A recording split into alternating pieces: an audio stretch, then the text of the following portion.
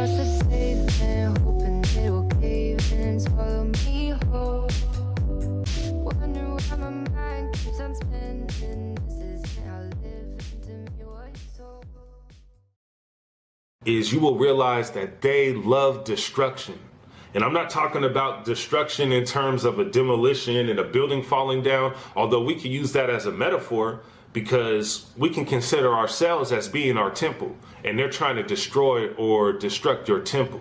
So these soulless beings, they like destruction. They like to see somebody's life fall apart. You know, they enjoy it. The only time it seems like they have any type of, happy emotion is when they're actually destroying somebody's life. So somebody that has no soul, they might come into your life and they don't care how you feel. Like I was saying, they don't have any empathy. They don't have any remorse. They don't have any of those types of traits. So they actually get off on seeing your life being destroyed. This is like even when you're a child and somebody will see you fall, you could like break your arm, you could bust your head on the pavement, and they'll just sit there and laugh at you because that spirit is not there inside of them. They're completely empty. So when they see you hurt, they get off on that. It creates some type of joy for them. So that's the only time you see joy for them is when they're destroying somebody's life, when they're making somebody feel bad, when they're putting somebody down lower. This is what they get fed off of. This is the type of energy that they like, because a lot of these soulless beings, they're energy vampires as well. They like to come and vamp energy. Why? Because they don't have any energy. But what they'll do is cause destruction in your life, and that will basically create a certain type of wave, a certain type of frequency that they can tap into so that they can boost themselves up. And this is all by design. You got to remember that if we're living in a simulation and we have simulated beings here, then these beings have been designed to do this. You see, somebody had to be the designer. Somebody has to be the Wizard of Oz. Somebody's the puppet master. You got to realize that these are puppets. They're being used, basically for some type of goal of what we would call, the supercomputer or, the enemy towards the spiritual beings. So they like to see destruction. They like to see lives destroyed. They may, if you're in a relationship, let's say you're a woman and you have a boyfriend or you have a husband, and one of these other women out there that have no soul, they will try to come into your life and destroy your relationship. They will try to take your man away from you, not because they actually like your man or love your man or want to be with your man, but because they want to destroy your life. You see, because that's one of the traits that these soulless beings do have, is they're very jealous. You see, when they see somebody with something else, they try to come in and destroy it, even if they don't even want that.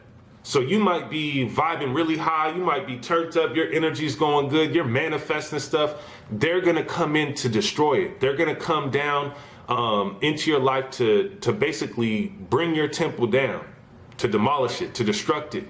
That's what they like to do. Another trait that they have is that they like to cause chaos. They get off on this chaos energy. So not only are they trying to destroy your life, but they're trying to cause chaos in your life. They're trying to get you to the point where, you feel like you have no type of control over what's happening to you. That no matter what choice you make, chaos is right around the corner. And they like to create this in people's lives, but they also get off on seeing other people have chaos in their life. So you might try to open up to one of these soulless beings, maybe because you're not able to recognize them, you're not able to really identify that you're speaking or communicating with the soulless being. You might try to open up to them and tell them how something, you're going through this hardship or there's some type of adversity or obstacle in your life, and they are happy that that's going on. They might laugh at you. They might smile right in your face when you tell them like, hey man, things have been really chaotic for me. I don't know what to do with my life right now. I just seem to be lost. And they will love it. They will eat that up. They will smile. In fact, they will add even more chaos to your life. They will figure out a way to use some type of tactic to come in and stir up even more chaos. You see, because the chaos is like a tornado. It comes in and it's spinning this tornado, and you get caught up in that tornado where you can't really catch yourself in the tornado. You don't even really know what's going on until that tornado stops. And then, everything is wrecked at that point. Everything is all scattered all around, and then you got to put all the pieces back together. They like to do that. They like to destroy your life. They like to cause chaos. They like to basically shatter everything into a million pieces, and then you got to put all of those pieces back together. And sometimes if you're communicating with one of these beings, they will do this over and over again. They'll wait until you build your temple back up. And then once your temple is built back up, they will come and knock it down again. This is the type of energy that they work with. Why? Because they're not able to feel anything that you feel. You see, if you have a spirit inside of you, you'll feel bad for other people. You will be able to understand the situation that they're in. When you see somebody in poverty, maybe you have money, but you'll be able to understand, like, man, that really hurts. That sucks. And you might try to help them out.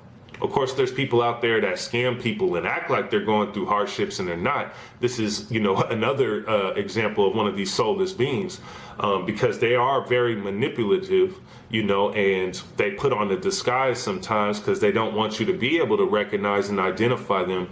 But if you can see that they love destruction, that they love chaos, that they love seeing somebody hurt and somebody harmed, you're definitely dealing with one of these soulless beings. And one of the other things that they do is they hate to help people.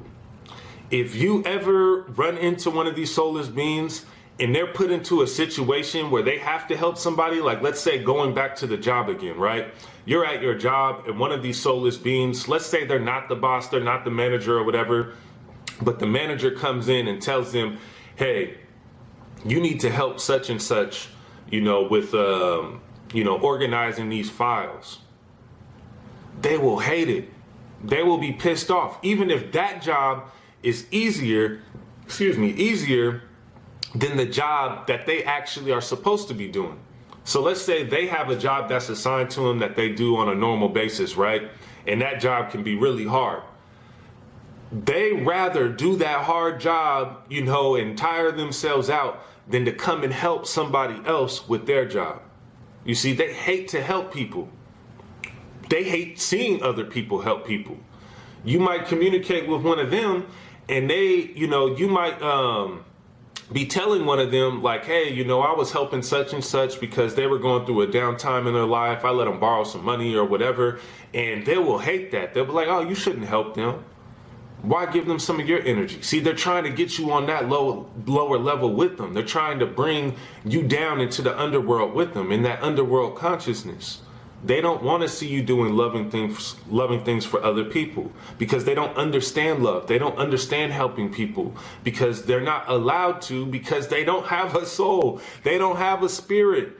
So they can't empathize with that. They can't connect with that. They can't resonate with it because it's something they don't understand. It goes above their head. So when you run into one of these people, you're going to realize like, man, these people are psychopaths. These people are narcissists. These people are, everyday people. These are people you run into all the time, and they don't care about nobody else but themselves. But they might also care about some of these other soulless beings because they might come together and group together to cause some destruction or chaos in somebody's life. You see, so you have to recognize this. You have to be able to identify them. They are pretty much soulless, right? So when you come into contact with them, they're going to be empty. You're going to realize like this person is empty. They are hollow. There is nothing, divine about this person. So if you have one of these people in your life, I suggest staying away from them. I suggest, putting up your spiritual protection, because if you don't have spiritual protection, then they're likely going to come in and like I said, they're going to cause some type of chaos in your life.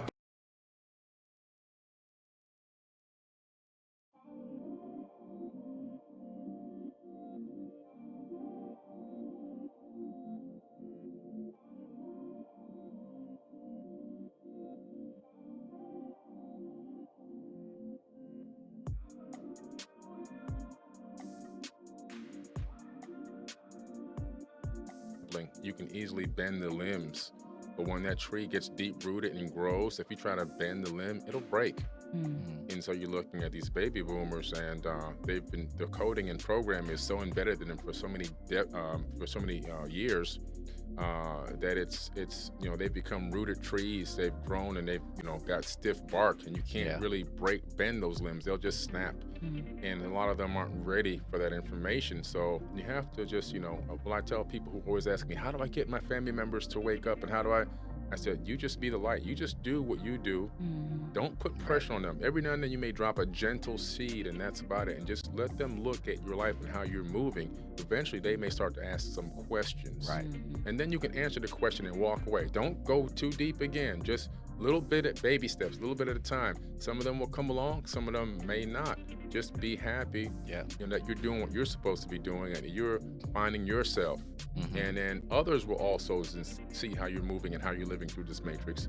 And then they will then begin to ask you questions. And some people will jump right on in with you, full blown. Some people will take time. It's a gradual process, but like you said, you can't overdo it. Everybody's in their own game. Yeah, Exactly. You know, Lead that's by right. example. Just lead by example.